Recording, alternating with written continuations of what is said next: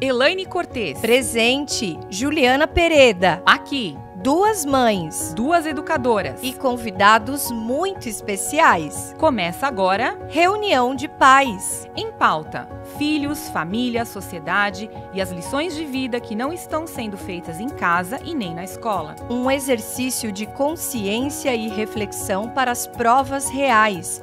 Tempo e espaço para uma autoavaliação. Afinal, quantos problemas precisam ser repetidos para que a gente encontre a resposta?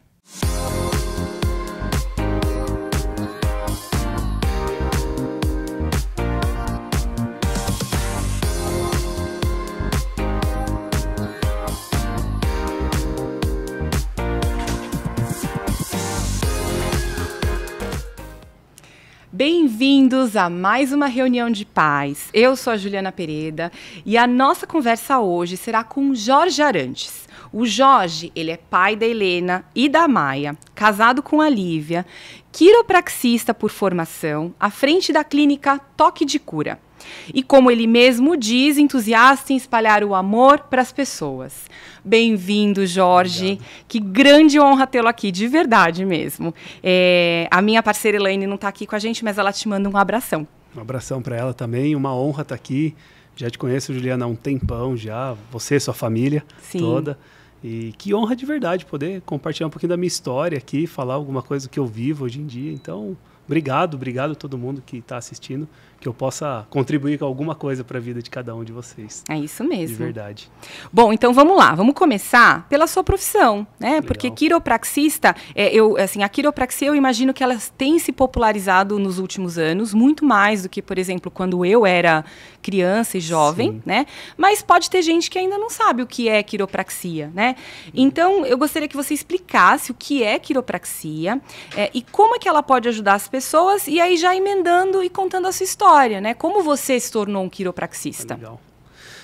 A quiropraxia é uma profissão na área da saúde, é uma graduação, ela tem origem americana. Muita gente acha que é alguma coisa oriental, né? Verdade. Massagem e tal, porque existe o toque. Sim. Né? Então acaba confundindo, mas é uma graduação onde, resumindo, basicamente, o corpo ele tem uma capacidade natural de se autocurar. Então, desde que junta ali o espermatozoide do pai com o óvulo da mãe, né?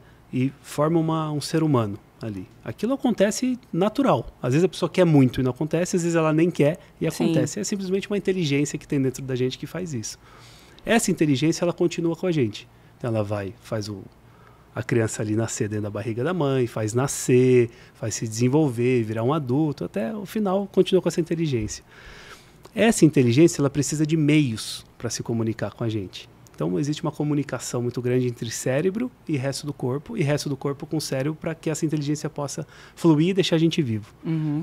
Em algumas situações, existe uma interferência nessa inteligência a nível de coluna vertebral. Chama complexo de subluxação vertebral, o termo científico, vamos chamar assim. Termo técnico, né? O quiropraxista, ele identifica onde tem essa interferência, esse complexo de subluxação vertebral, corrige, e quando ele faz isso de uma forma manual ou instrumental, dependendo da técnica que ele opta, ele devolve a capacidade daquele corpo de estar no seu 100%. Sim. Volta a se autorregular, se autorrecuperar, volta a ter uma homeostase melhor. Então, assim, o quiropraxista, ele devolve o 100% de vida para aquela pessoa. Que é um potencial próprio do ser humano. Natural, é inato. Todo ser humano tem. Se então tá é vivo, aquela existe. mãozinha... É um empurrãozinho para que o natural aconteça naturalmente naquela pessoa. Né? E de uma forma muito simples é isso. A gente permite que a vida se expresse naquele corpo. Sim. Né?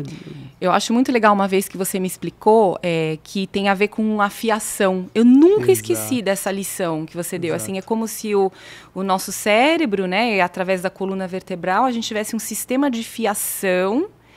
E que às vezes a gente tem alguns curtos, né? Algumas falhas nessa fiação. Que é essa interferência. Então, porque essa comunicação cérebro-corpo, ela depende de fio. Ainda não é Wi-Fi. Não sei se um dia será. Então, nem sei se eu quero, viu? Exatamente, se cai o roteador, né? Então, esse fiozão, na hora que passa pelos ossos da coluna, se alguma coisa errada começa a acontecer, que é o complexo de subluxação vertebral, aquele corpo começa a adoecer ou não funcionar perfeitamente. Sim. E a gente é um eletricista ali, a gente tira esses curtos que acontecem a nível de coluna e a pessoa expressa mais saúde. Tá. Então, esse é o resumo. Muita gente acha que é para dor. Sim. Né? Ah, tô com dor lombar, vou no quiropraxista, eu tô com dor... E, de fato, ajuda também. Tem gente que confunde com osteopatia também, não é? Osteopatia. A osteopatia é uma outra linha, uma outra profissão. Tá. Ela é mais uma especialidade da fisioterapia, não é uma graduação independente como a quiropraxia. E ela foca mais no movimento que existe dos líquidos corporais.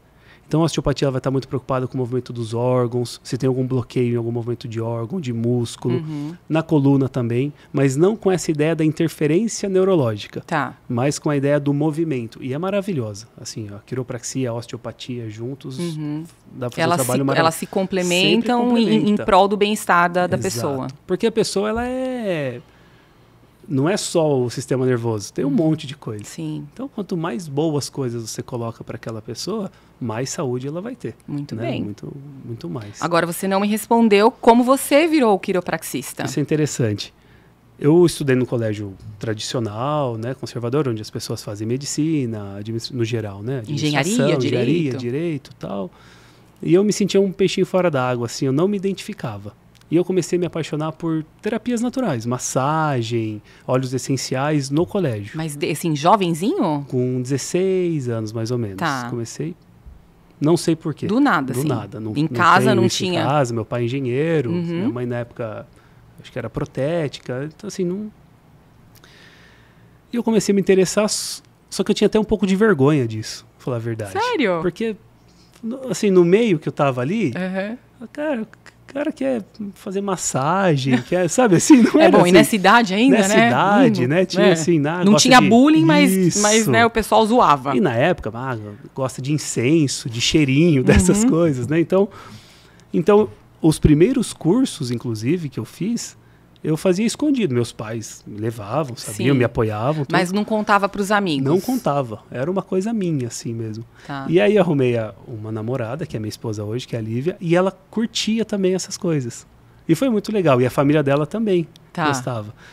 E aí, poxa... Foi um estímulo. Foi um estímulo, porque daí a gente começou a fazer algumas coisas juntos, alguns cursos juntos também e tal. E me formei no colegial. E aí aquela coisa... O colegial denunciou a sua idade agora. Exato. Fecha parênteses. E aí eu falei, bom, vou fazer fisioterapia. Eu acho que é o mais próximo do que tem e tal. Fazia aqui em Mogi mesmo, mas não era aquilo. Tá. Falei, puxa, eu acho que não é. Então eu já vou escolher alguma coisa para não ter erro, pelo menos financeiramente falando. Vou fazer medicina. Então aí não tem... Pô, é certo. É certo, né? Aí fui lá fazer cursinho e tal. Na época... Fui fazer cursinho em Santos por um período, morava no Guarujá. Pouco fui no cursinho, mais curti o Guarujá do que fui no cursinho. E sempre estudando muito essas coisas de terapia natural. Eu gostava, massagem e tal. Até comprei um livro escrito Quiropraxia. Eu já estava fazendo curso de acupuntura na época. Da onde surgiu o livro? Brotou? No curso de acupuntura. Aí quiropraxia me chamou a atenção, tal. Comprei. Da Elza de Castro. Eu lembro o nome da autora. Você não vai esquecer nunca, vou esquecer. Li, descobri que tinha uma faculdade, que tinha faculdades nos Estados Unidos, na Europa, em alguns lugares, mas não tinha no Brasil ainda, tal. E aí comecei a pesquisar, vi que tinha aberto um curso no Brasil, na Imbimurumbi, em São Paulo. Isso foi em que ano? 2003, mais ou menos. Tá. Conversei com meu pai. 20 anos atrás. 20 anos atrás. Conversei com meu pai. Falei, pai, descobri o que eu quero fazer. Desse jeito, assim. Pai, mãe, descobri o que eu quero fazer. Quiropraxia. Mãe, morando sozinho na praia, veio com uma história dessa, falou, é droga, da né? onde Só ele pode tirou, ser, tá louco, né? O cara tá... E aí daí meu pai foi comigo na faculdade, a gente entendeu, tal, me deu super apoio. Mas deram um apoio. Total. Em nenhum momento falaram, o que você tá pensando? Nada. Foram comigo até para entender tudo. Sim. Como era muito desconhecida ainda no Brasil, aí eu fiz as duas faculdades. Eu fiz fazia fisioterapia à noite, voltei. Mas na mesma faculdade? Uma em Mogi, uma em São Paulo. Tá. Então foi beleza. Foi maluco. E à tarde trabalhava já com o que eu já trabalhava, que era fazer massagem na casa das pessoas, acupuntura. Tá. Então continuei. Foi uma fase bem intensa. É aquela fase de cão. Exatamente. Todo mundo tem. Exato. Mas eu não me arrependo nem um pouco. Sim. A gente precisa dessas fases. Precisa. Foi maravilhoso. E foi assim que eu conheci. E aí, da Elza de Castro, eu tive a oportunidade em 2000 e... Você conheceu a Elza de Castro? Eu dando uma palestra em um congresso de quiropraxia, congresso brasileiro. ela sentada na primeira cadeira. Eu até me arrepia de lembrar aquele dia. E eu terminei falando, não lembro qual que era o tema.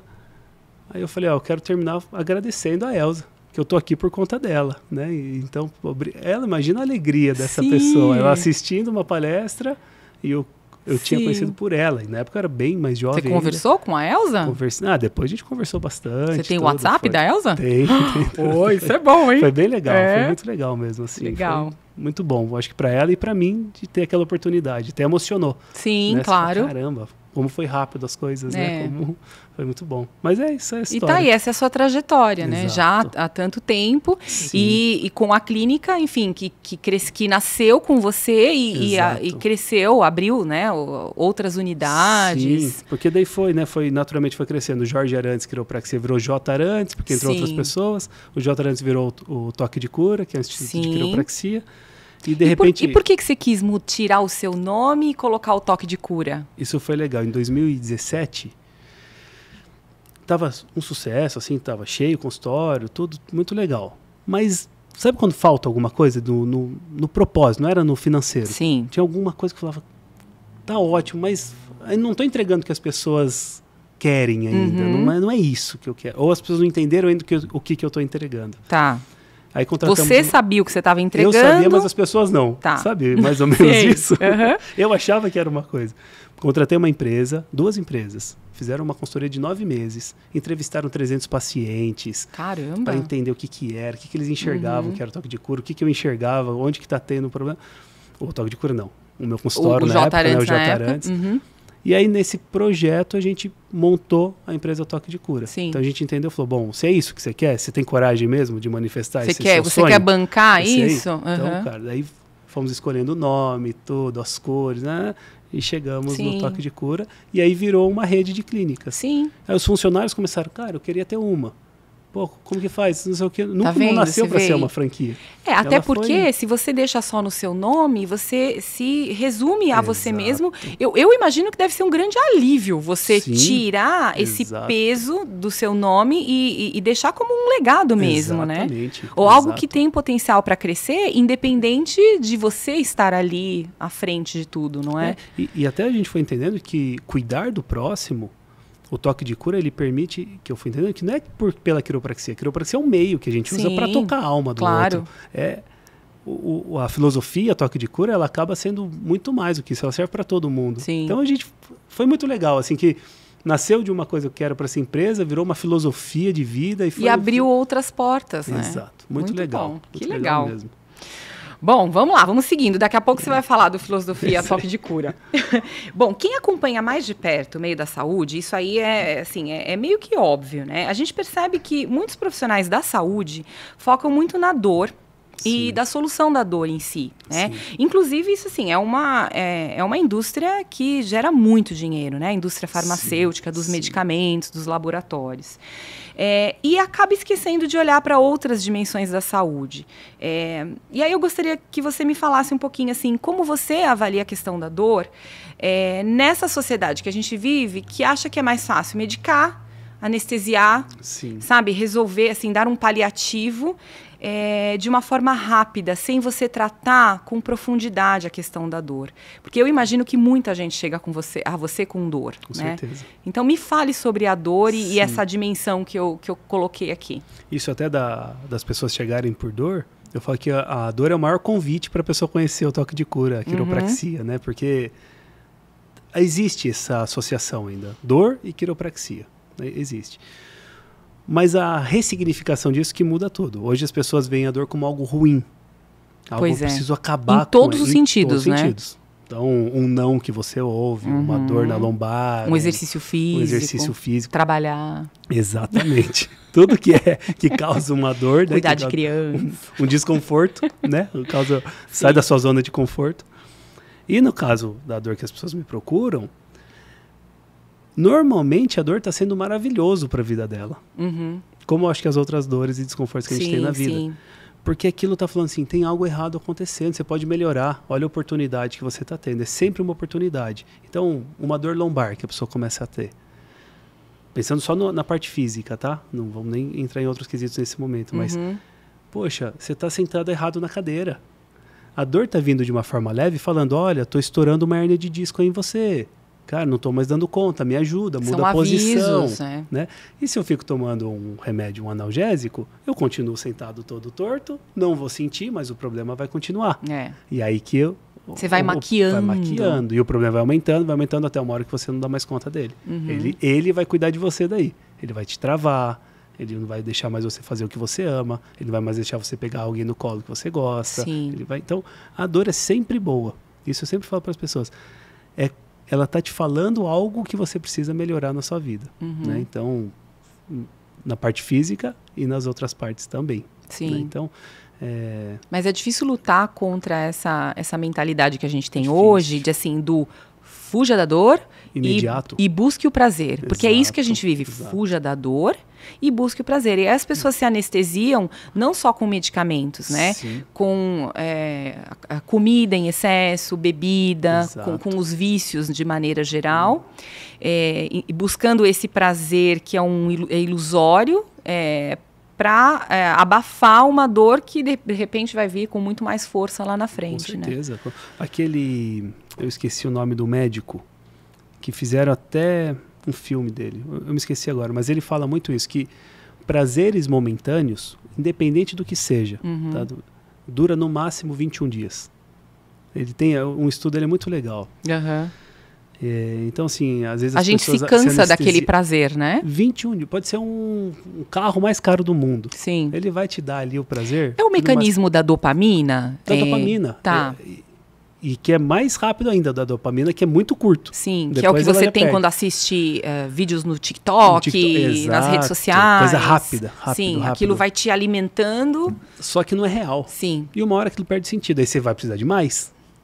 E aí você nunca vai atingir, porque não é real a cura daquela dor que você tem, não é real. Né? É a mesma coisa da dor física. Sim. Né? Então, o remédio, de repente tomava um remedinho fraquinho que todo mundo toma, de repente a pessoa está tomando um remédio que era para quem tinha câncer até alguns anos atrás. Então, nesses canais de streaming tem uma série que fala sobre isso, acho que chama O Império da Dor. Eu não assisti, mas me falaram. Te falaram? Me falaram. Que assim, de como a indústria farmacêutica ganha dinheiro e começaram a utilizar um medicamento que era super forte e esse medicamento estava mascarando doenças graves das pessoas, né? Sim, e assim, as pessoas viram zumbis porque elas não conseguem mais sentir nada mesmo. Nos Estados Unidos tem a onda de viciados em opioides. Sim. Né? Então, remédio para dor. Exato. A pessoa tem uma dor lombar, ela começa a tomar aquilo, ela se vicia naquilo e ela vira um dependente químico de um remédio que ela compra na farmácia. É um problema grave, inclusive, de saúde pública. Muito. Se a gente for Nos Estados pensar. Unidos existe esse problema e é gravíssimo mesmo. Né? E eu acho que outros países também, mas o Brasil já tem um pouco também disso. Sim, nós somos muito imitadores, né, das coisas boas e ruins, né, que vêm de fora. Exato. Bom, aí é um adendo da Elaine, tá, com relação à dor ainda, que ela acredita que pode estar ligada ao adoecimento da alma e do espírito. Porque quando a gente pensa no ser humano, né, a gente tem as dimensões do ser humano, né, corpo, alma, mente, né, espírito. De que forma a prática da espiritualidade pode contribuir nos processos de cura e aí de uma forma muito prática do que você acompanha no seu dia a dia? Isso é muito interessante, que é algo que eu falo muito no consultório disso e nas palestras, que tem dois tipos de dor, de trauma, de lesão. Um acidente. O cara bateu o carro. Bateu o carro, teve um efeito chicote no pescoço, está com dor no pescoço. Foi físico. Sim. Teve o trauma físico. Foi mecânico aquilo. Agora, aquela coisa, não mudou nada na vida da pessoa e aparece uma dor. O que é mais comum. Mais de 90% das dores não são traumáticas. São dores insidiosas que vão aparecendo assim. Na minha experiência, cuidando de pessoas há anos, como eu cuido de você e da sua família. Sim. É certo, a pessoa chega, vem bem, todo mês tá bem, vamos fazer manutenção, de repente vem travada. Aí você fala, o que aconteceu? Não aconteceu nada. Eu fui arrumar a cama e travei. Tá. Aí você não foi isso. Não foi o arrumar a cama. Algo vem acontecendo, físico, químico ou emocional, que é o que vai causar alguma coisa. 85% das vezes, aí você começa a puxar um assunto. tô brigando com meu marido, tô mudando de emprego, vai nascer um filho, tem coisas acontecendo, algum contexto macro que influencia. Tem alguma frequência que a pessoa está vivendo que ela não está conseguindo administrar, então ela baixa a frequência do corpo dela. Porque o nosso corpo, essa matéria que a gente conhece, é energia condensada, é vibração. Está mais do que provado já isso, a física quântica está aí para mostrar isso. Então, é muito menos matéria e muito mais energia vibratória. Se a gente baixa a nossa vibração, por baixa espiritualidade, por baixo propósito, por baixo sentido de vida, a gente diminui a qualidade da matéria. E aí aquela coisinha que a gente tem, mas que o corpo, numa frequência alta, consegue sustentar bem, quando a gente baixa, aquilo aparece novamente. Sim. Aquela dorzinha lombar que aparece às vezes, me preocupei, fiquei com raiva, tô com ódio, tô não sei o quê, opa, ela vai aparecer de novo. Não é que ela piorou. Você faz uma ressonância, por exemplo, tá igualzinho antes. Tá tudo normal. Mas agora você está sentindo porque a sua frequência, a sua espiritualidade está num nível mais inferior. Então existe realmente, de fato, essa influência. De fato, hoje é científico. Hoje eu falo que as pessoas que falam, isso não tem nada a ver, pararam de estudar ou não querem enxergar. Mas hoje já é um fato, isso é discutido em congressos internacionais, isso não... A neurociência fala disso, né? E os seus pacientes, assim, você enxerga a diferença entre os pacientes que têm uma espiritualidade mais desenvolvida ou mais consciente no processo de cura e o contrário disso? Com certeza. Enxerga, né? Com certeza, é muito nítido. E até a espiritualidade, mas às vezes as pessoas confundem, têm dificuldade de entender o que é essa espiritualidade, mas a gente pode jogar para nível de consciência. Se a pessoa tem um nível de consciência alto, ela sabe o que ela está fazendo, ela interpreta melhor as coisas, ela aceita os desconfortos da vida, ela aceita mais as coisas, ela ressignifica coisas que...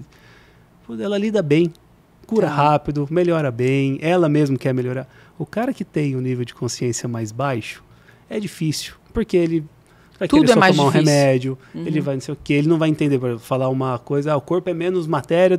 Não vai acreditar. Ele quer me matar no consultório, ele tá com uma dor lombar ali, eu enchi a cabeça dele. É aquela pessoa que vai chegar com a crise e que nada mais, ela não enxerga mais nada na frente dela, a não ser a dor que ela sente. E tudo bem, e tem pessoas que estão nessa condição que ela precisa só de um remédio. Então ela vai lá tomar uma injeção para acabar com a dor dela. Sim. E não é o meu trabalho. Até que eu até encaminho, falo, olha, eu acho que, né, no seu momento atual, procura tal lugar, né, faz tal coisa, sugere ali para o profissional fazer isso, que eu acho que vai ter mais efeito. Depois você volta aqui que a gente vai conversar, a gente vai começar fazer um trabalho de acompanhamento, de longo prazo. Exato, físico e de consciência. De prevenção. De coisas que você vai falando, que a pessoa vai entendendo. Às vezes um livro que você pede para ela ler, um podcast que pede para assistir. Exato. Né? Então, esse trabalho que é o toque de cura. Que é a filosofia toque de cura. Exato, que você vai dando essa consciência para a pessoa. Já tá dando spoiler da filosofia toque de cura. Bom, aí agora eu vou mencionar um outro podcast que eu gosto. Eu adoro ouvir podcast. E tem um que se chama AnimaCast.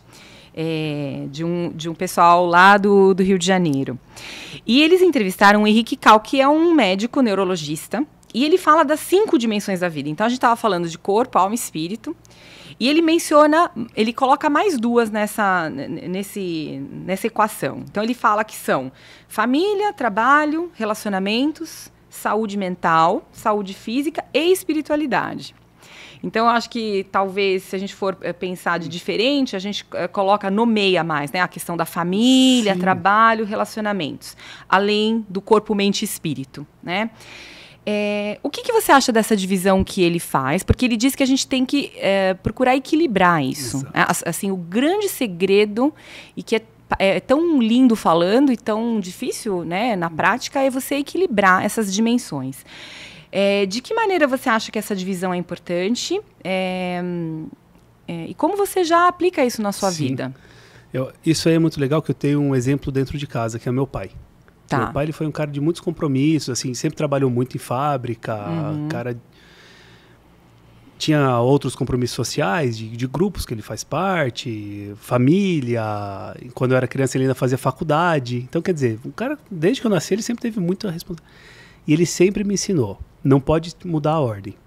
Deus, família, trabalho, e aí as outras coisas que você coloca embaixo, que você vai pondo a prioridade daquilo. Mas Deus, família, trabalho e depois as outras. E ele vivia isso na sua frente? Na prática. Então, uma pessoa que trabalhava bastante e nem por isso... não perdia o resto. Tá. Era assim... Minha mãe teve lá um momento que ela teve câncer. Meu pai, na época, trabalhava em outra cidade, fazia uma pós-graduação.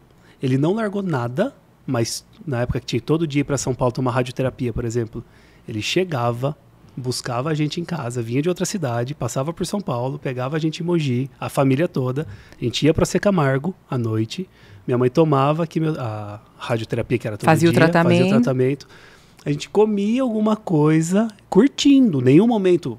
que saco. Era, um passeio. Um passeio. Ele transformou a doença numa coisa boa. Sim. E a gente juntasso. A gente muito junto naquele período. Sempre fomos. Vivendo como família aquele momento. Um momento que, né, poderia... Sim. Pô, ele tinha 38 anos. Nossa, então, muito jovem. Jovem, né? Pô, muitas pessoas nessa fase, acontece às vezes, até separa às vezes, claro. né? Fala, estoura, né? Já tô com um monte de coisa já, né? Ou não separa, mas abandona, né? Sim. Então, assim, sempre. E ele tem um grupo que ele faz parte da maçonaria. E ele é bem forte lá dentro, assim, tipo, a presença dele ele é bem ativo. E ele sempre falou, a maçonaria é a mesma coisa. Ele entrou lá, o que ensinava para ele era isso. Deus, família, trabalho, depois maçonaria. Não inverta essa ordem. Sim. Porque dependendo do grupo que você faz parte, eles querem que você inverta. Daí, de repente, você está muito naquilo e o resto ficou para baixo. Sim. Né? E aí, assim, desequilibra tudo. Desequilibra. Então, eu acho que esse equilíbrio, né, de ter e um equilíbrio com prioridade. Então, é Deus, família e trabalho, existe essa ordem. Então, é um equilíbrio, mas tem um mais forte que o outro. Existe uma hierarquia nesse equilíbrio, não é todo mundo igual. Não, e quando você tem essa clareza, é muito mais fácil você tomar as decisões da sua vida. Muito. Não é? Muito, muito mais fácil, Sim. né? Eu acho que a gente vai depois falar um pouquinho disso, mas eu tomei atitudes na minha vida onde foi contra a maré, onde pessoas criticaram ou se espantaram com algumas coisas. No momento totalmente que as pessoas vão trabalhar mais, eu falei, vou trabalhar menos. No auge, né? No auge, que é, na verdade, essa a próxima questão, né? Para a sua vida pessoal. A gente acompanha, quem liga na clínica Toque de Cura e quer uma consulta com o Jorge, por exemplo, sei lá, deixa eu pensar, quarta-feira à tarde, exato, não vai ter. E assim, eu queria que você me contasse isso, porque você tem 2 filhas pequenas, né? Então, houve aí uma movimentação de mudança de casa física, de mudança de agenda, né? De atendimentos, de trabalho. Meio que nesse movimento de, como você mesmo já antecipou, de nadar contra a maré, né? Sim. Já que, assim, a gente vive numa sociedade que glamoriza muito aquele trabalho incessante, aquela workaholic, né? O acúmulo de riquezas materiais, enfim. Então, me conta, que decisão foi essa que você tomou e como você se sente com ela? Eu vou voltar um pouquinho, porque lá atrás eu sempre fui muito tranquilão. Nunca fui preocupado com dinheiro. Meu avô me chamava de cuca fresca. Tá. Eu falava cuca fresca. Quando eu estava na faculdade, ali fazendo as faculdades, na correria, aconteceu uma situação onde uma pessoa falou assim, você está fazendo esse curso aí de massagem? Para você é fácil, porque você não precisa ganhar dinheiro. Falou alguma coisa assim, sabe? Como se aquilo me desvalorizou. Te diminuiu. Diminuiu na frente de pessoas importantes ali para mim na ocasião. Ali foi um ponto de choque na vida tão grande que essa pessoa nem imagina. Que eu falei assim... As pessoas nem imaginam, nem imaginam. E assim, não foi nada demais, sabe? Tomando uma cervejinha ali. Mas mexeu muito, muito. Vontade na hora era sair correndo ou bater na pessoa. Assim. Sim. Eu falei assim, eu vou provar para todo mundo. Porque deve estar na cabeça de um monte de gente isso. Eu vou provar e essa pessoa, mundo. ela verbalizou, talvez. Exatamente isso. O que todo mundo está pensando. Já estava pensando. Eu falei, cara, eu vou ganhar dinheiro com isso que eu tô fazendo. E não vai ser só porque eu gosto. Porque eu só gostava. Daí, naquele momento, falei... Eu vou gostar e vou ganhar dinheiro. Eu vou ganhar dinheiro. E eu comecei a trabalhar muito, Ju. Assim, muito, muito, muito. 96 horas por semana tinha uma época que eu trabalhava. Nossa. Foi. E, de fato, deu certo. Eu gostava muito. Sim. Né? Não tinha filhos ainda. Claro. E a sua esposa trabalhando junto com você, comigo, então você estava junto com ela. A gente foi, pá. Aí nasceu minha primeira filha. Ela estava com uns 3 meses, eu ia buscar ela à noite. ela gritava, como se ela não me conhecesse. Eu saía de manhãzinha de casa, voltava à noite. Quem é esse aí? Quem é esse? Ela com uns 3, 4 meses. Depois eu descobri que não era isso, que ela era o jeito com dela. 3, 4 mas, meses, com 3, 4 meses também é. Mas pra mim foi, cara, ela não tá gostando de mim. Eu decidi cortar pela metade minha carga horária de trabalho naquela época. Tava trabalhando 90 e poucas horas, reduzi, mas ainda trabalhando o dia inteiro, né? Fazia muita coisa. Dando aula, não é? Então, eu parei de dar aula nessa época. Sim, faculdade. Exato, foi nessa época aí. Foi muito bom, melhorou, mas ainda assim eu sentia que, cara, não falta ainda. O meu estilo de vida ainda é trabalho. Tá. Eu queria ter um estilo de vida que não fosse o trabalho. Na sua ordem, você ainda estava, sei lá, tava ainda... Deus trabalho. Exato, ainda estava. No coração não, mas na prática estava. Ok. E aí nasceu minha segunda filha, comecei a me dedicar mais e tal. Eu falei assim, quer saber, eu vou montar um estilo, vou desenhar, não vai ser na loucura, mas vou desenhar um estilo de vida que eu consiga estar toda tarde com as meninas. De manhã elas vão para a escola. Sim, então eu posso trabalhar de manhã tranquilamente. Com elas, com a minha esposa, comigo, fazendo nada. Eu não vou ter isso. E aí eu comecei a desenhar uma forma onde eu só ia trabalhar. Só não, né? Que eu entro 6 horas da manhã no consultório. Sim. Então eu entro cedinho no consultório, 2h30 da tarde eu saio. E eu tenho a tarde livre para os meus projetos pessoais além do consultório e para a família. Tá. Então a gente entra na piscina à tarde, eu levo na natação, Sim. a gente vai no shopping. É livre. Todos os Faz dias coisas a gente de desfruta. Família. Faz coisas triviais. Que eu entendi também que Deus, quando colocou a gente aqui na Terra, Ele fez a gente para desfrutar. Aconteceu o processo ali do Éden, né? Tudo bem. O pecado original, mas, a queda. Mas não é para a gente deixar de desfrutar. Sim. A gente tem que desfrutar, né? Mesmo, e também passar os desconfortos. Sem esquecer das nossas responsabilidades. E eu consegui, meu trabalho permite eu fazer isso também. Sim, trabalhei muito também para que isso aconteça. Exato. Não foi, porque hoje eu vejo muito jovem que começa às vezes a trabalhar comigo, ele fala, eu quero ter o estilo de vida do Jorge. Não é assim. Eu já quero ter a casa igual a dele, eu já quero ter a... Não. Eu não quero trabalhar tarde. Exato. Eu consegui desenhar de um jeito que hoje eu consigo pagar uma escola boa para as minhas filhas, eu consigo dar um mínimo de conforto para elas e curtir junto. Sim. Né? Então que é o ideal. É o ideal. Eu vivo um sonho. Sim. Eu vivo um sonho. Né? Assim, e acho que tudo parte de uma decisão mesmo. Exato. Né? Você decidir e de fato planejar, como você mesmo disse. Né? Foi planejado. E é planejado, porque cada vez mais esse estilo de vida ele está sendo introduzido na nossa família e tem mudanças para acontecer ainda. Não é que agora é isso.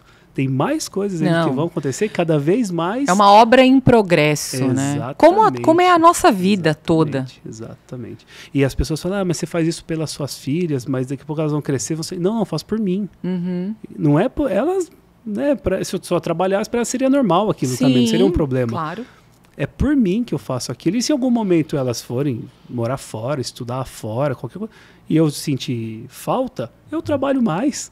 Ou quem sabe até eu vou morar junto com elas.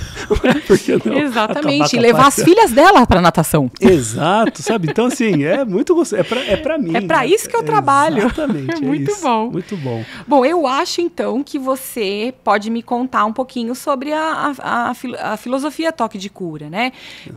Eu tô acompanhando essas movimentações, você tá lançando um curso sobre a filosofia, que se chama Filosofia Toque de Cura. Então, me conta mais sobre esse projeto, como você aplica essa filosofia no seu dia a dia. Bom, a gente já percebi que você aplica, óbvio, né? A gente tem que viver mais aquilo que a gente fala, muito mais do que a gente fala, né? Exato. Então, me conta da filosofia. A filosofia começou a crescer as clínicas, e eu comecei a dar treinamento para as pessoas, para os colaboradores, para os franqueados, colaboradores, franqueados, todo mundo.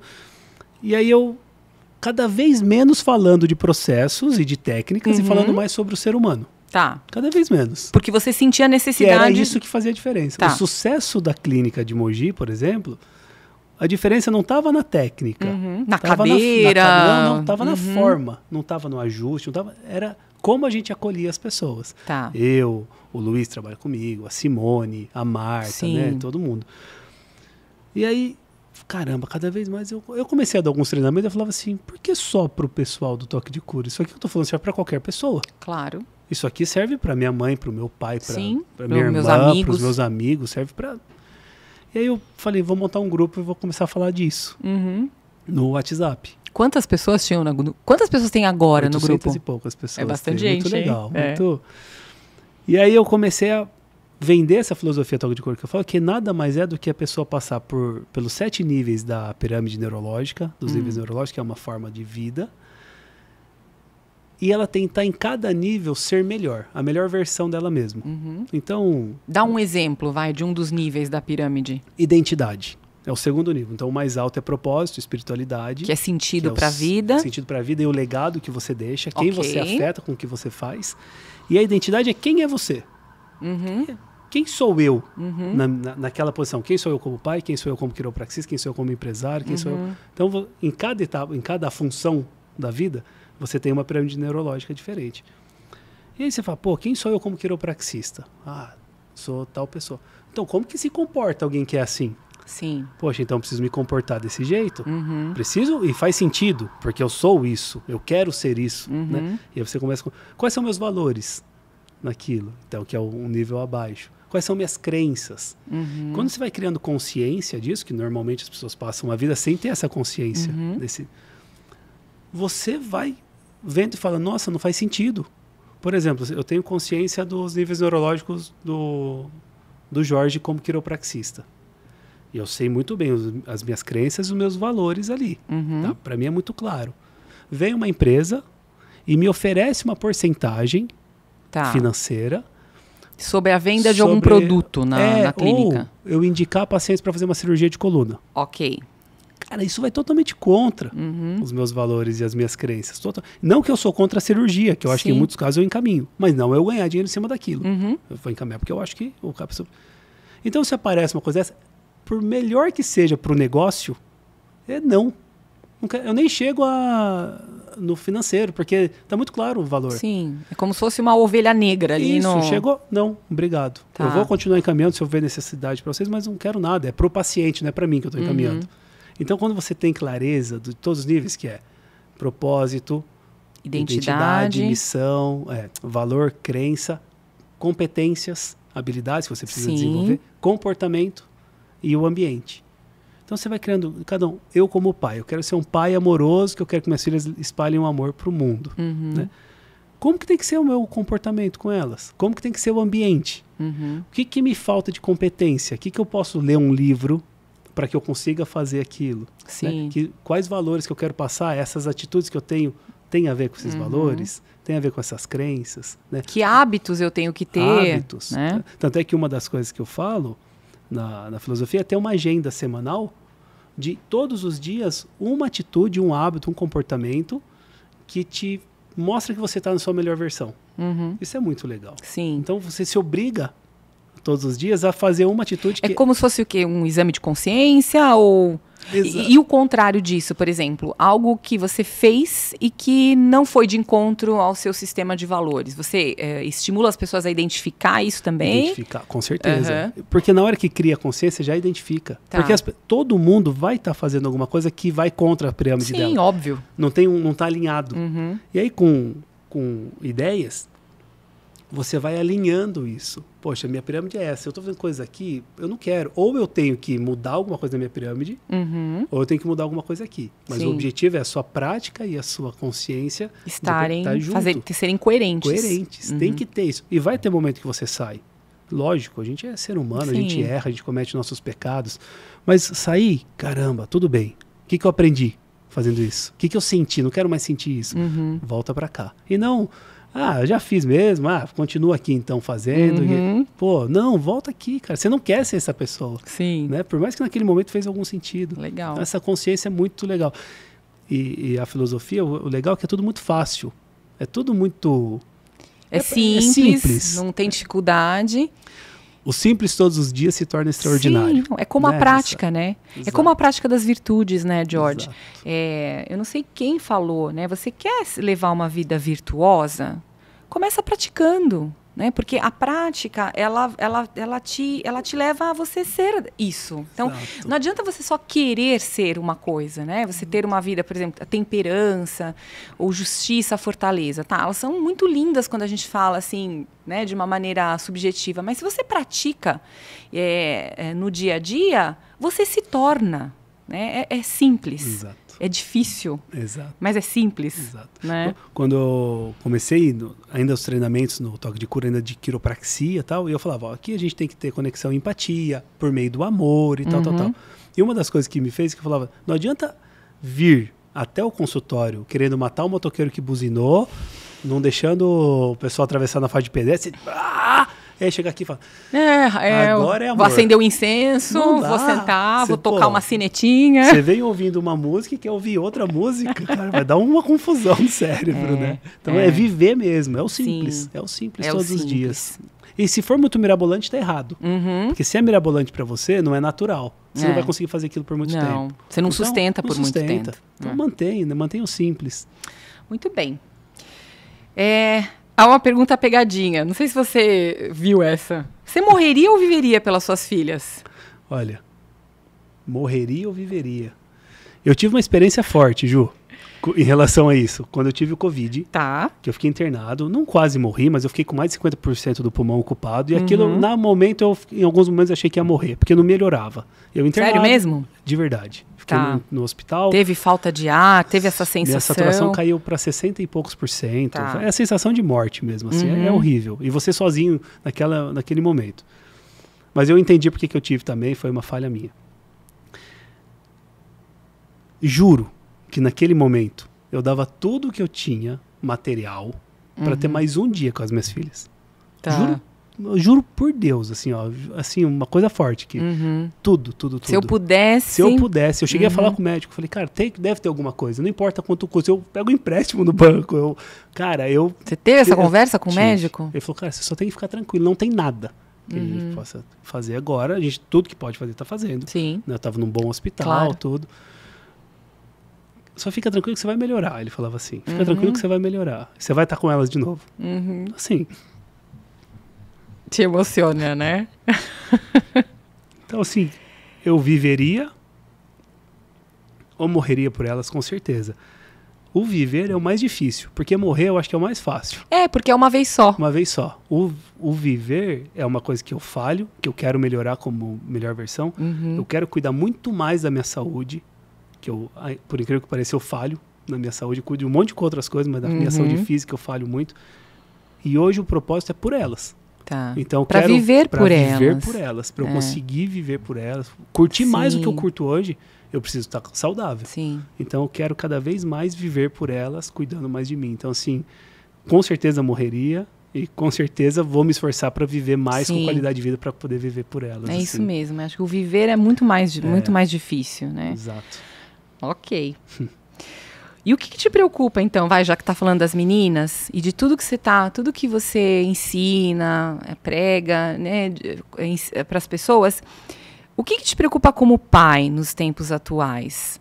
Porque, assim, tudo que você faz, é como você mesmo diz, é só coisa boa, né? Mas a gente vê que a gente não vive um mundo onde as coisas são tão boas assim. Então, o que te preocupa, do fundo do seu coração? Tem uma música que eu não vou saber falar certinho, mas ela fala assim, Deus me proteja de mim e da maldade e da bondade de gente ruim. Acho que eu sei qual é a música. Que até fica na cabeça, assim. A minha maior preocupação é isso. Gente ruim que vem com boas propostas, que parece boa. Com aquela estratégia sedutora. Exatamente, isso é o que mais me preocupa. E eu vivi muito, eu acho que todo mundo passou por coisas que parecia ser bom, mas na verdade era ruim. Todos nós. Todos. A nossa geração em especial. Exato. Então, assim, eu convivi com pessoas que não eram tão boas, eu tive acesso a coisas que não foram tão boas na minha vida, tudo isso. Mas o que mais me preocupa é, será que eu vou conseguir dar a base que meu pai e minha mãe me deram para saber passar por uma situação dessa? Pode até ter uma experiência naquilo, mas sair incólume. Não é aquilo que eu quero para viver. Porque eu sei que isso não é os valores que eu quero viver, os valores que... Pelos meus pais, que seja naquela época que você... Poxa, como que meu pai e minha mãe iam se sentir se eles vissem eu nesse ambiente ou fazendo tal coisa? Então, passar por aquilo, pode ser que elas passem por situações. Mas a minha preocupação é, será que elas vão pensar como eu pensava? Né? Pelos meus pais, não é nem por mim agora aqui. Né? Será que eu não vou fazer? Então, acho que a minha maior preocupação é deixar esse senso de responsabilidade para elas e de amor Poxa, né? Eu vou decepcionar alguém se eu fizer tal coisa. Sim. Então, Eu brinco em casa que é como se fosse a gente tem que alimentar o nosso grilinho falante, sabe a história do Pinóquio? Sim. E assim, é curioso porque eu sou mãe, como você é pai, só que as minhas filhas são um pouquinho mais velhas, né? E uma delas é adolescente. E eu já enxergo isso, né? Essa coisa, essa preocupação que você tem, eu compartilho também, né? Assim, será que ela vai ser capaz de identificar aquilo que é bom e aquilo que não é? E passar por isso sem grandes problemas. E eu acho que dá certo, sabe? Assim, esse senso de consciência e você fincar bem fundo, né, sabe, em rocha segura, os pilares, né, os valores de uma família que tem Deus no coração, Deus acima de tudo, dá certo, né? A gente, aos trancos e barrancos, dá certo, sim. E eu tenho uma parceira, minha esposa, a Lívia, assim, ela é mãezona, né? Ela é mãezona. E ela... É a mãe ursa. Isso, e ela é muito ali presente com as meninas também, tudo isso. Então, eu tenho a impressão que não é só o pai, é o pai e a mãe. Não, de forma né? alguma. A presença dela, a forma que ela faz vai ser muito importante para isso também. Sim. Então, acaba até gerando menos preocupação, não que não gera, mas menos porque existe ali essa presença muito forte dela ali também, o que é muito legal, muito bom. Daí a importância, né, da gente poder conversar, né, pais, mães, preocupados, atentos ao que está acontecendo, porque se a gente faz isso dentro de casa, eu acho que a gente diminui muito as chances, né, desse mal, com esse mal maquiado de bondade, chegar e penetrar na alma dos nossos filhos, não é? Exato. Bom, estamos caminhando agora para o final. Eu gostaria que você me deixasse aqui algumas, para as pessoas que estão nos assistindo, algumas dicas de bem-estar, dicas práticas de bem-estar, aí juntando tudo isso que você falou da filosofia, do seu trabalho. O que você poderia dizer para um pai, uma mãe, um jovem, alguém que esteja te assistindo? Tem 3 dicas que eu dou para todo mundo, que são as 3 coisas que a gente faz que pode causar doença na gente, que pode causar mal-estar, que pode causar um monte de coisa. Então, esteja consciente, preste atenção em tudo que você está pondo para dentro do seu corpo, tudo que está sentindo no seu coração e tudo que você está pensando. Então, esteja consciente, vou comer. O que eu estou comendo? Vou tomar uma cerveja. O que eu estou tomando? O que isso causa? Estou pensando algo ruim em relação a alguma situação. Esteja consciente, estou pensando, faz sentido pensar isso ou não faz sentido? Dá para mudar para algo melhor, uma frequência melhor? Né? Então, tudo que você sente, pensa, ingere, esteja consciente. Não estou falando para não fazer, mas saiba o que você está fazendo. Essa dica muda a vida, Ju, porque você começa a pôr aquilo, ou aquele pensamento, ou aquele sentimento, ou aquele alimento, ou aquela droga, e você põe e fala, tá, tudo bem, estou fazendo, mas por que eu estou fazendo? Sim. O que isso está causando? Esteja consciente do que está fazendo, só isso. Eu acho que acaba estimulando até a virtude da temperança. Exato. Porque quando a gente está consciente e a gente exercita a temperança, a gente não exagera em nenhum sentido. Né? A gente não vai exagerar na bebida, na comida, nas coisas que trazem prazer. Né? Exato. É a consciência de tudo que você faz. Eu vou dirigir. Nossa, senta e vou dirigir. A chance de você bater o carro, se você está consciente que você está dirigindo, é muito menor. Porque se eu estou dirigindo, eu não vou pegar o celular. Claro. Então, assim... E é um exercício diário, né? Toda hora. É uma luta, né? Cada o mundo dia distrai a gente o tempo inteiro. A todo momento. Bom, eu acho que essas dicas que você deu tem tudo a ver com o post do Unipaz que foi escolhido por você, né? Exato. Meninos, coloquem na tela. Eu acho assim, acho que é resumir o que você acabou de falar, né? Olha lá. Pode ler, George. Olha lá. Se você pudesse comer as suas palavras, a sua alma seria nutrida ou envenenada, né? E uma frase que vem do Billy Graham, né? Que foi o maior evangelista, talvez, do mundo, aí, o cara que espalhou as palavras de Jesus Cristo aí para várias religiões. Né? Muita gente associa ele a uma religião, mas na verdade ele espalhou isso para o mundo, né? Para todo mundo. E, poxa, né? Falar boas coisas, olha tão só, simples, né? Isso é uma das coisas que eu estou me policiando agora, estou criando mais consciência. Encontro pessoas que eu não vejo, amigos, em vez de chegar e falar, pô, e aí, né? Na minha idade, o cara começa a ficar mais barrigudo, careca, não sei o quê. Então, de uma forma amorosa, muitas vezes, a gente fala, e aí, pô, tá careca, hein? Caramba. Pô, por que não fala, pô, tá bonitão, hein, meu? Tá envelhecendo bem, não sei. Quer dizer, algo bom, positivo, alegre, né, para as pessoas. Mas sem mentir também, sem né? mentir, sem mentir. Ou não fala nada, Ou, né? Exato. Que saudade, gosto muito de você, né, cara? Então, assim, mas levar algo, né, bom para as pessoas. Porque, às vezes, até de uma forma positiva, a gente leva palavras negativas. Com certeza. Que tem a frequência baixa. Então, pô, cria consciência. E leva algo e às bom, vezes sem querer, né? Sem a pessoa querer. tá lá com a frequência baixa, você foi lá e levantou a bola dela. Exato. Você passou por ela e deixou um sorriso. Exato. Já fez a diferença valeu, no dia daquela pessoa. Já valeu. Né? Ou fofocas, né? Às vezes, pra que eu tô falando dessa pessoa? O que vai mudar? Exato. Você se sente mal daquele aperto e não mudou nada. Pois nada, né? Muito bom. Agora a chamada oral. Porque quando o professor está na frente do podcast, a gente tem que fazer alguma coisa que tenha a ver com isso. Eu vou te falar 4 coisas e você vai me falar uma palavra que vem à mente, tá? Na chamada oral. E não foi minha ideia, essa aí foi ideia da Elaine, tá? Legal. Que é minha professora. Uma nota alta. Uma nota alta. Família. Uma nota baixa. Uma nota baixa. Sistema da doença. O que precisa ir para recuperação? Olha, um assunto que eu não gosto de falar, mas que precisa, com certeza, política brasileira. Ok. Uma lição de casa. Consciência. Ok, muito bem. E aí, para terminar, a gente sempre pede para os nossos entrevistados darem uma dica cultural. Um filme, uma série, um livro, algo que possa despertar aí as pessoas a quererem estudar um pouquinho mais e se informar um pouco mais. Qual é a sua dica, George? Olha, tem um livro, é um romance muito bom,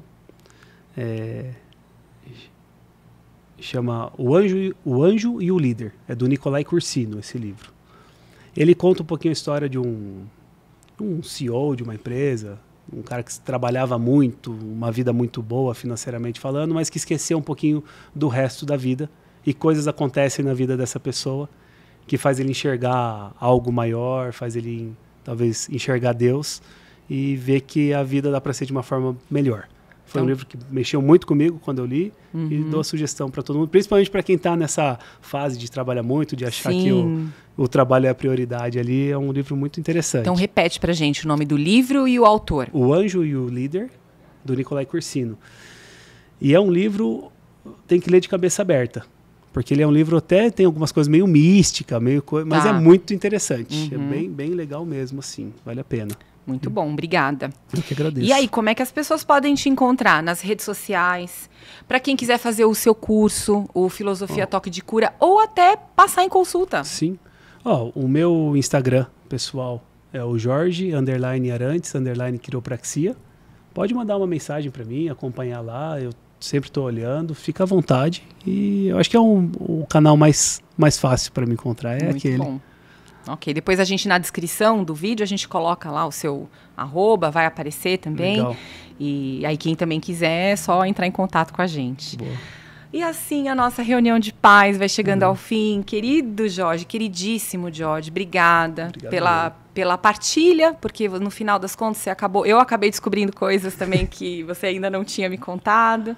É tão bom a gente ter inspiração para seguir adiante, mas seguir adiante e ir para cima, né? Acima e avante. Exato. Então, muito obrigada por estar aqui comigo. Eu que agradeço. Só gratidão mesmo. Obrigado por estar aqui. Obrigado por poder compartilhar um pouquinho do que eu vivo com as pessoas, com você.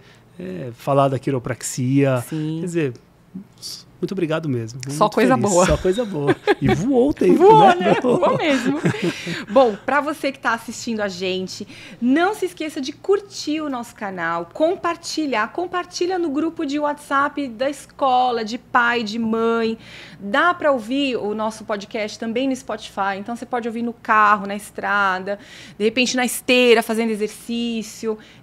Tudo que a gente traz aqui é justamente para ativar bons pensamentos, reflexões que vão ser úteis para que vocês possam ser pessoas melhores, todos nós aqui, né? Então é isso. Se você quiser sugerir, interagir, mandar algum tema para discussão, manda um e-mail para a gente no reuniãodepaizpodcast@gmail.com.